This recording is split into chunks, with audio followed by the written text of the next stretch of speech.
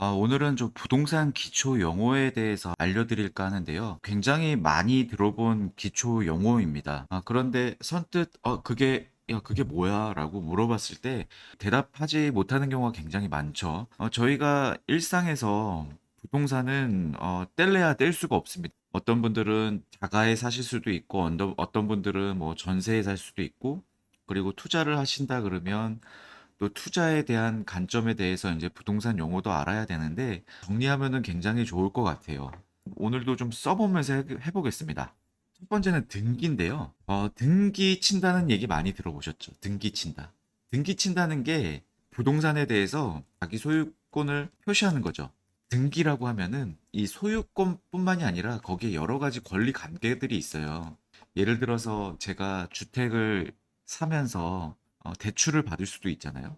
그런 대출 관련이라든가 그런 모든 것들을 공적 기록하는 것을 등기라고 하는 겁니다. 네, 두 번째는 매매 계약입니다.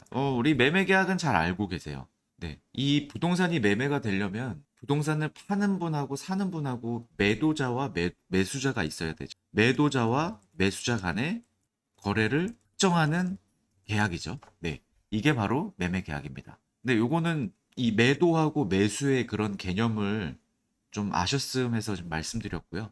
그 다음은 임대차 계약입니다. 임대차 계약은 부동산을 일정 기간 빌려주고 빌려 사용하는 계약이죠. 임대차 계약은 빌려주는 사람, 빌리는 사람.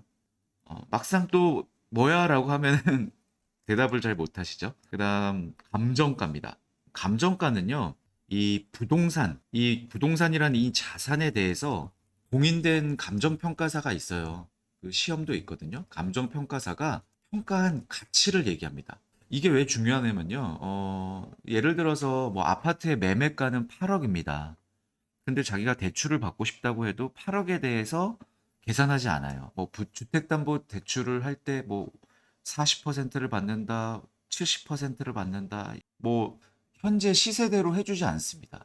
아파트가 지금 현재 실거래가 8억이라 그래도 실제 이 감정가가 6억이면 6억에 대해서 주택담보대출이 이뤄지는 거예요. 6억에 대한 70%, 6억에 대한 50%. 예, 이런 식으로 되는 거고요. 그다음에 가장 많이 또 들어보는 게 이제 공시지가잖아요. 공시지가. 공시지가 들어보셨죠?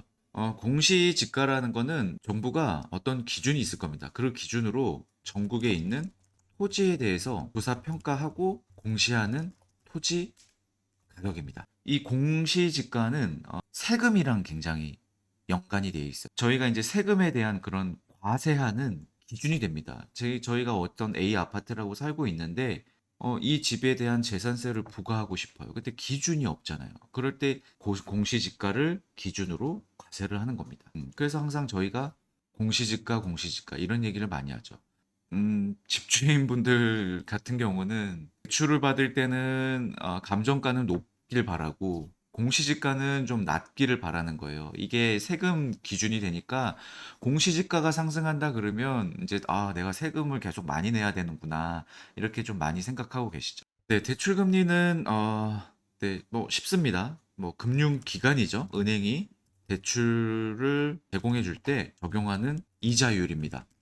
쉬운데요. 이제 그 대출 금리도 한국은행이 뭐 기준금리가 얼마다라고 하지만 각 금융기관마다 자체적으로 이제 대출 금리를 설정하는데 일단은 한국은행이 기준해주는 그 기준금리에 은행마다 금융기관이 가산금리를 적용해서 자체적으로 합니다. 그래서 은행마다 다 대출 금리가 다르겠죠. 그래서 이제 대출을 알아볼 때는 여러 기관에 알아봐야 됩니다. 네. LTV, 그 다음은 이제 LTV하고 DTI, 이걸 많이 들어보셨을 텐데요. 간단하게 말씀드리면요. LTV는 이제 대출 금액을 담보물 가치로 나눈 비율이에요. 이 얘기는 뭐냐면, 이제 예를 들어서 이 주택의 이제 평가 가치가 5억입니다. 근데 대출을 만약에 3억을 할 수가 있어요. 3억을 5억으로 나누면 60%잖아요. 그래서 LTV 60%. 이 개념이거든요. 네, 그래서 이제 대출이 이제 과도하게 넘어가면 좀 리스크가 커지니까 그런 걸 좀 규제할 때 그 대출 한도를 좀 줄이기 위해서 이런 LTV를 적용을 하고요. 네, 이제 DTI 같은 경우는 이제 대출자의 대출 상환 능력을 보는 겁니다. 좀 쉽게 말씀드리면 이제 대출자가 총 부채 금액이 있겠죠? 이 총 부채 금액을 연소득 금액으로 나눈 비율입니다. 그렇게 되면 이제 연소득이 제가 만약에 5천만 원이에요. 근데 제가 매년 총 1천만 원의 부채를 상환해야 돼요. 그러면은 이제 제가 1천만 원이니까 1천만 원을 갚아야 되고 연소득이 5천 원이니까 나누면 20%가 나오거든요. 그럼 이제 DTI가 이제 20%다 이렇게 얘기를 하는 거거든요.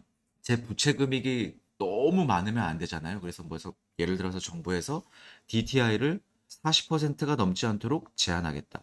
이 얘기는 총 부채가 너무 과도하지 않게 너무 리스크를 줄이기 위해서 이제 제한을 둔다는 거죠. 그래서 이제 대출 같은 경우는 좀 많이 받으면 위험할 수 있고 하기 때문에 이제 LTV, DTI 이 얘기를 정말 많이 해요. 정부 정책에 따라서 LTV, DTI를 이렇게 한도 설정을 하는 겁니다. 예, 그거를 꼭 알고 계셔야 돼요.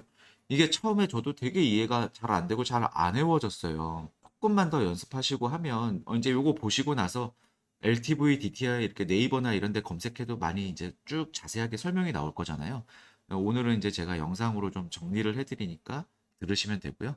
네, 그 다음에 이제 용적률과 건폐율. 이것도 중요합니다. 빌딩이나 이런 상업용 부동산 관련 공부를 할 때 더 많이 나오는 용어긴 한데요. 용적률은 이제 건물 같은 경우도 예를 들어서 얼마나 높게 지을 수 있냐, 이게 용적률. 그 다음에 같은 땅이 100평 땅이 있어도 예를 들어서 50평만 지을 수 있다. 이거는 건폐율이고요. 얼마나 땅을 많이 사용해서 넓게 지을 수 있냐? 이게 건폐율입니다. 용적률은 높게, 건폐율은 넓게. 이렇게 일단 기억하시면 나중에 조금 더 공부하실 때 좀 이해가 쉬우실 것 같아요. 네. 그리고 다음 중개수수료. 이게 중요합니다. 이 중개수수료는 이제 공인중개사에게 지급하는 수수료잖아요. 요거를 오늘 왜 여기 적었냐면 이 중개수수료도 정확하게 이해를 해야 돼요. 이것도 이제 정부에서 정한 요율이 있거든요. 부동산마다. 맥시멈 퍼센트가 있습니다. 근데 그거를 과도하게 줄 필요는 없어요. 근데 너무 과도하게 또 깎으려고도 하지 않거든요. 왜냐면 이게 사람의 마음이라는 게 저는 그래서 제가 매도 입장이면 공인중개사님한테 수수료를 챙겨 드릴 테니까 좀 제가 사고자 하는 그 금액에 대해서 좀 내고를 좀 많이 해주세요라고 하거나 그다음에 이제 팔게 될 때는 제가 수수료를 지급 요율에 따라서 다 드릴 테니까 제가 팔려고 하는 가격을 깎지 말고 매도자를 잘 내고해 주세요. 이렇게 얘기를 하거든요. 그리고 마지막 세금이 중요한데요. 이제 부동산은 취득할 때 한번 이제 세금을 내고요. 이제 보유세가 있습니다. 이제 재산세. 네, 매년 내야 됩니다. 재산세. 그리고 이제 좀 부동산을 좀 많이 갖고 계신 분들은 종합부동산세, 종부세라 그러죠. 종부세도 내고요. 그리고 부동산을 나중에 팔 때, 그럴 때도 이제 양도세가 있습니다. 그래서 부동산은 취득하고 보유하고 매도할 때까지 이렇게 세금이 발생한다. 취득세 같은 경우나 양도세 같은 경우는 절세도 많이 알아야 돼요. 이제 보유세야 재산세는 정해진 대로 이제 나오면 아까 말씀드렸지만 공시지가가 정해지면 세금이 날라오거든요. 그럼 재산세를 내면 되는데 이제 취득할 때나 양도할 때는 이 다주택자냐에 따라서도 그렇고 규제 지역인지 비규제 지역인지에 따라서도 세금들이 많이 달라지기 때문에 이런 부동산을 거래하고 하실 때는 부동산 공부하고 하실 때는 이 세금 공부도 필수다. 네, 그걸 한번 말씀드렸습니다. 네, 오늘은 이렇게 부동산에 관련된 기초 용어를 한번 설명을 한번 드려봤어요. 이것만 알아도 어디 가서 좀 부동산 공부하고 있다 이렇게 얘기할 수 있거든요. 그래서 이 한 장짜리 슬라이드를 영상을 캡처하셔가지고 요 내용을 바탕으로 조금 더 암기하시고 활용하시면 분명히 부동산 공부에 많이 도움이 될 거라고 확신합니다. 네, 그러면 오늘도 이렇게 저의 긴 영상 봐주셔서 너무 감사하고요. 다음에 또 좋은 영상으로 찾아뵙겠습니다. 네, 감사합니다.